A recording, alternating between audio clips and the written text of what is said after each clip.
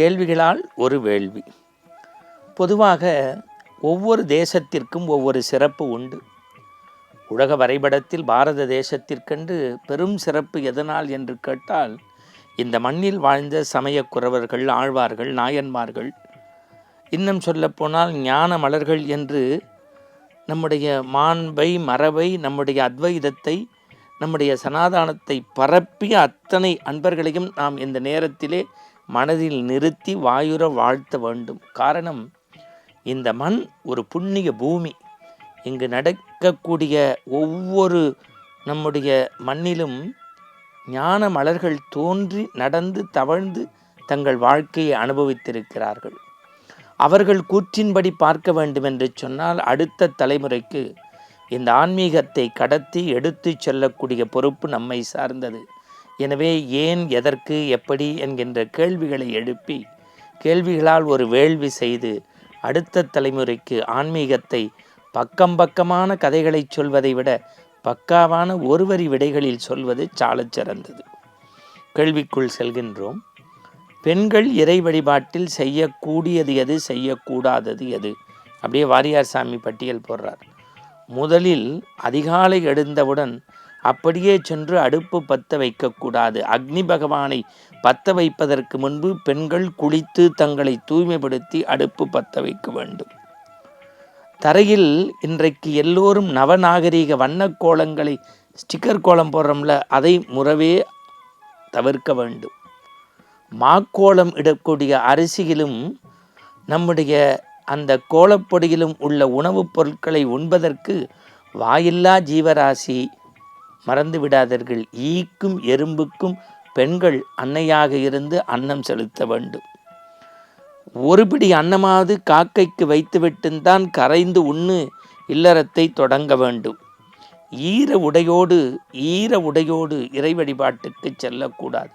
நிறைய பேருக்கு தெரியல, ஈரத்தோடு போகிறாங்க, அது ஆகாத காரியம். பிரிந்த தலையோடு, எப்போதுமே தலை பின்னி தான் இருக்கணுமா, பிரிந்த தலையோடு செல்லக்கூடாது. மங்கள அணிகலன் எதில்? திலகத்தில் ஆரம்பிக்கிறாரு. திலகம், மூக்குத்தி, அந்த தோடு, வளையல், இது இல்லாமல் பெண்கள் திருக்கோள் வழிபாடு மேற்கொள்ளக்கூடாது.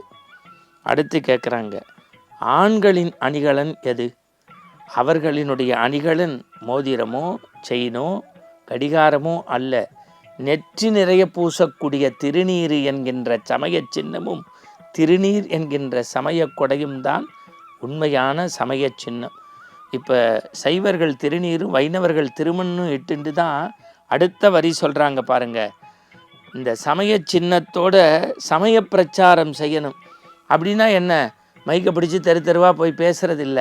தேவாரம், திருவாசகம், பிரபந்தம், இவற்றை இறைவனுக்கு நிகரான அந்த மந்திர சொற்களை மக்களிடத்தில் கொண்டு போய் சேர்க்கக்கூடிய விஷயத்தை ஆடவர்கள் மேற்கொள்ள வேண்டும் என்று ஆண் பெண் பாலருக்குள்ள கேள்வி பதிலாக வாரியார் சாமி சொல்கிறார்.